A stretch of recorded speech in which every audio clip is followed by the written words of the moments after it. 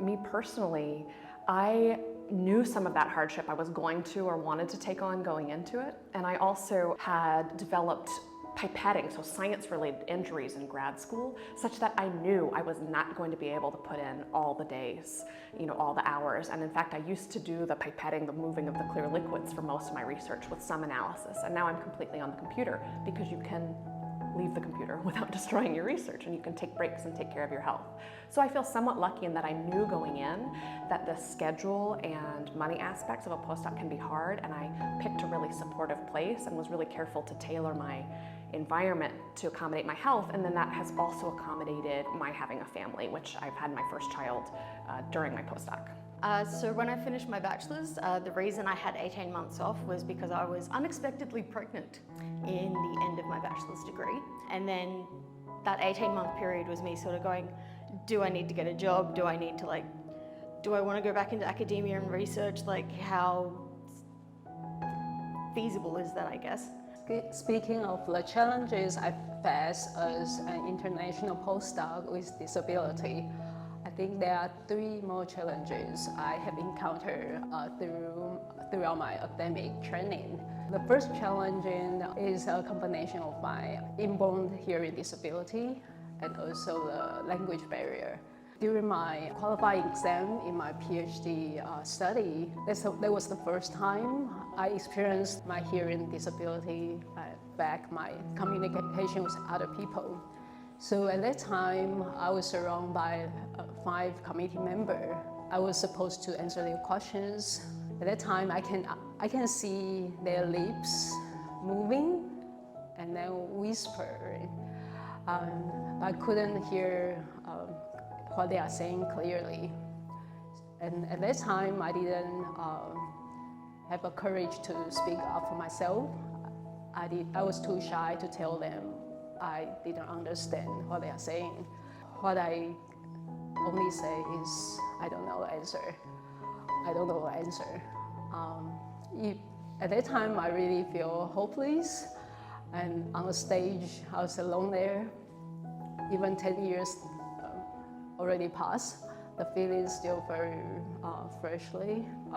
Sometimes I would even have a nightmare about it. Second challenge I face is about the cultural differences between the Western culture and Eastern culture. So I tend to be very shy, tend to be not speak up for myself to tell people what I need or what I actually want. I tend to let people, especially senior people, to tell me what to do to make decisions for me. So even when I choose PhD advisor, I did the same thing. Because of these cultural differences, the initial stage of my PhD study was kind of rough because in the lab, most of people are American, so they don't really understand the Eastern culture, why I would behave a certain way. So some of the biggest challenges with being an international postdoc is everything to do with visas. There's just little complications about being able to travel for conferences overseas where you can only be out of the country for certain lengths of time. There's only certain awards and grants and travel scholarships that you can apply for.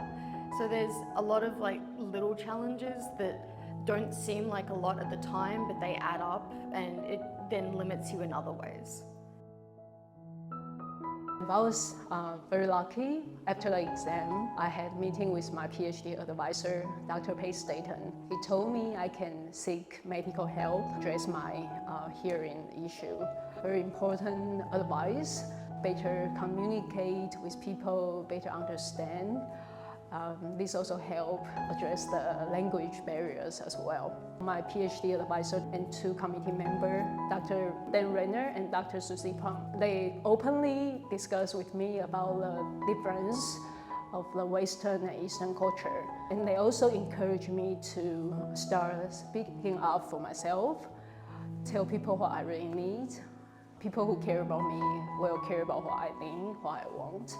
So because of their advice, I was able to, when I choose my postdoc advisor, I was able to follow where my patient is. I developed this repetitive strain injury in my wrists, which basically was debilitatingly painful. And I took it on as a second part-time job, right? To manage people who have chronic conditions or indivisible disabilities know this. It can be a second job to manage your health.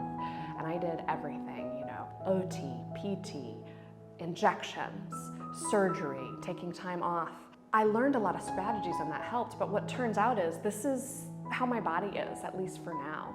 And so I need to figure out how to make my work life work for me instead of fixing the body I have. And so I've now, you know, this is still with me. It's still in how I plan my days and how I cook and how I take care of my child, and certainly in how I do my work. And I definitely work fewer hours than perhaps your average postdoc, or certainly postdocs in my field do. And I just decided to be really open with my prospective postdoc advisor about, I'm not going to work based on hours. I have to protect my health. I'm going to work based on ideas and based on output. And in fact, everyone I've talked about that to says, great, right? I don't care when you're working. I don't care what, you know, I care that you're doing good work that's valuable and protecting yourself.